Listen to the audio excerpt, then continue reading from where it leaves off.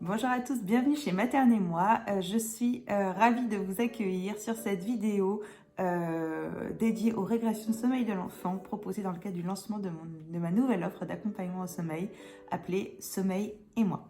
Pour ceux qui ne me connaissent pas, je me présente succinctement. Je m'appelle Laura, je suis accompagnante en parentalité spécialisée dans l'allaitement maternel d'une part et dans le sommeil de l'enfant de 0 à 5 ans d'autre part. C'est ce qui nous intéresse aujourd'hui.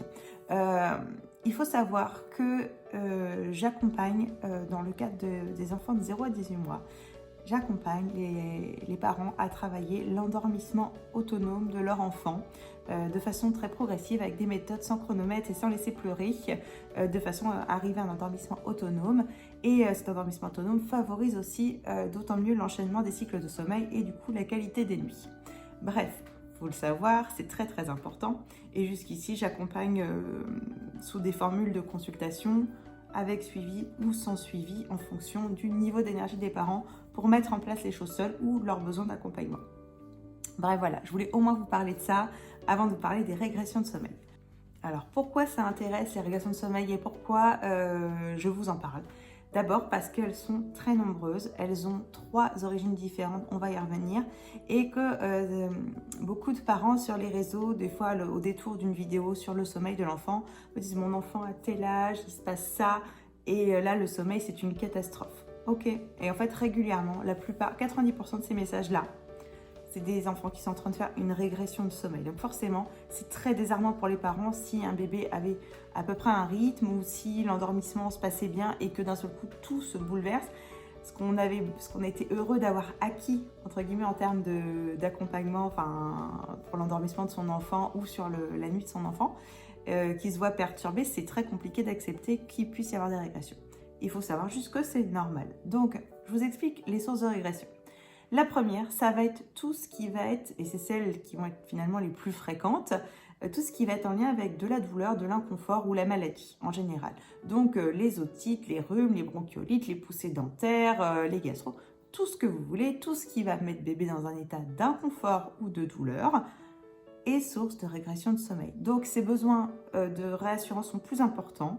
Donc ce qu'il faut savoir, c'est qu'aussi quand on travaille l'endormissement autonome, et c'est pour ça que j'en parle beaucoup dans mes accompagnements, quand il y a une régression comme ça, en général le bébé n'est pas dispo pour l'entraînement, il vous fait très bien comprendre et vous pouvez tout de suite arrêter l'entraînement, il faut le mettre en stand-by le temps que cette régression se passe, peu importe la source de régression.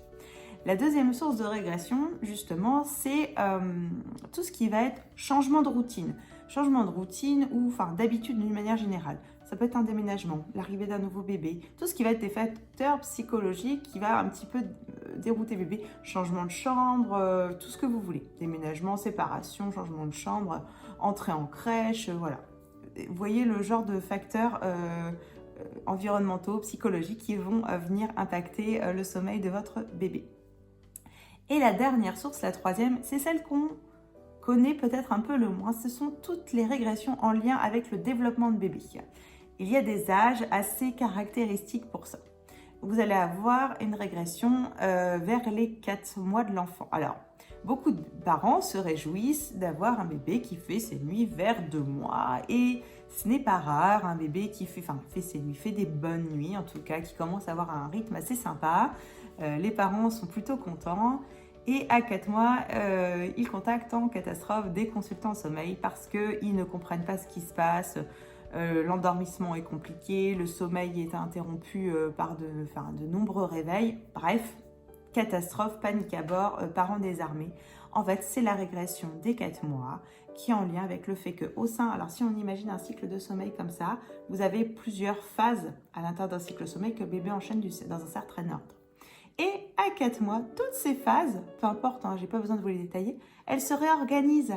Elles s'organisent dans un autre ordre en fait à ce moment-là. Et du coup, ça entraîne une régression de sommeil. Il faut juste le savoir. C'est un cap à passer. C'est un cap qui peut vraiment être éprouvant pour les parents qui sortent du 4e trimestre de grossesse, qui commencent à souffler un peu, à se détendre et qui vivent à nouveau des nuits un peu plus compliquées.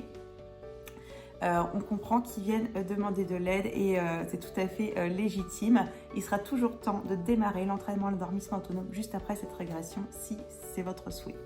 Ensuite, on a une régression autour de...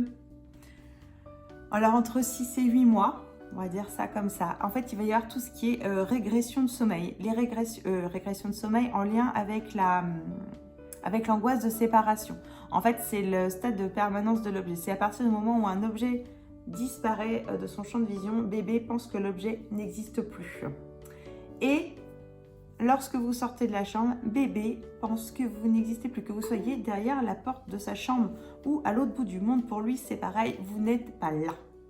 Donc, c'est un stade assez compliqué. Alors, le moment où ça va se passer, ça va être assez variable d'un enfant à un autre. C'est un âge où on va jouer beaucoup à coucou caché, justement pour passer ce stade-là. On apprend aux enfants à cacher des objets sous un mouchoir et qu'on soulève le mouchoir et que l'objet existe toujours.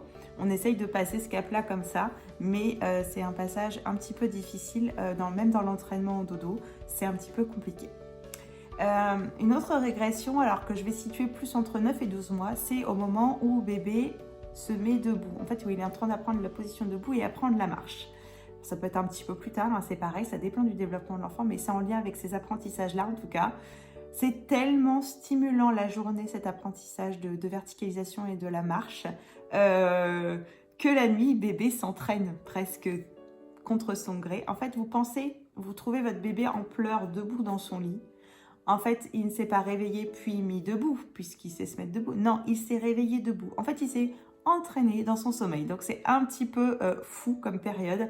C'est pareil, ça demande des ajustements quand on pratique l'entraînement à l'endormissement autonome pour pas rentrer dans un petit jeu de je te recouche et ça te fait bien rire que je re-rentre pour te recoucher.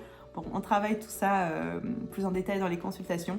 Mais en tout cas, voilà, c'est une régression qui est... des fois, il y a des parents qui vivent de façon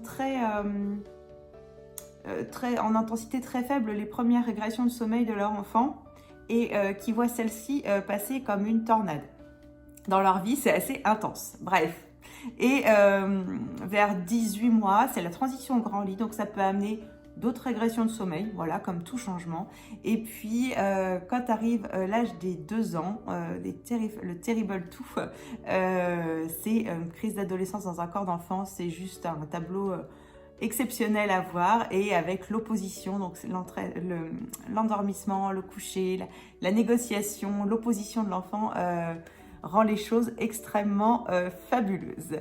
Donc voilà, les régressions de sommeil, si vous retenez une chose, c'est qu'elles sont nombreuses, elles reviennent fréquemment. Donc en termes de sommeil de l'enfant, rien n'est jamais totalement acquis.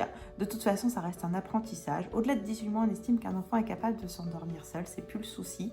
Donc on travaille l'endormissement autonome entre 3 et 18 mois, mais en tenant compte aussi des régressions de sommeil qui vont les traverser et qui demandera juste des ajustements.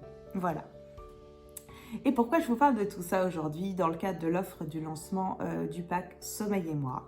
C'est parce que Sommeil et moi, ça va être l'accompagnement le plus intense et le plus soutenant possible que j'ai pu créer jusqu'ici dans les accompagnements de sommeil.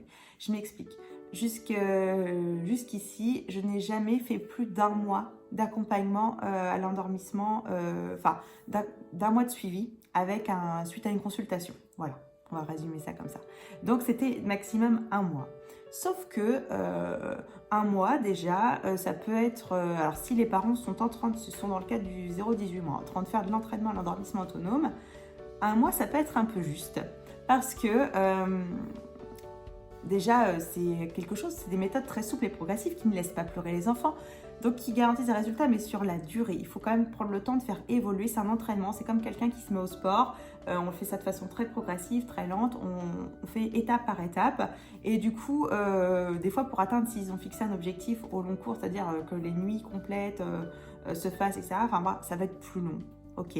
Et avec les nombreuses régressions de sommeil, même quand ils ont bien démarré l'entraînement, ça peut être très déstabilisant. Donc des fois, au-delà d'1 mois, les parents avaient besoin d'un coup de pouce pour reprenne un appel de coaching et 15 jours de suivi pour relancer les choses, etc. Finalement, de cette expérience, après cette création d'offres d'accompagnement, j'ai décidé de proposer un pack vraiment assez important d'accompagnement sur 6 mois. 6 mois d'accompagnement à l'endormissement avec votre bébé, 6 mois de soutien pour le sommeil de votre tout petit. Donc ça comprend quoi le pack sommeil et moi? Ça va être d'abord une consultation.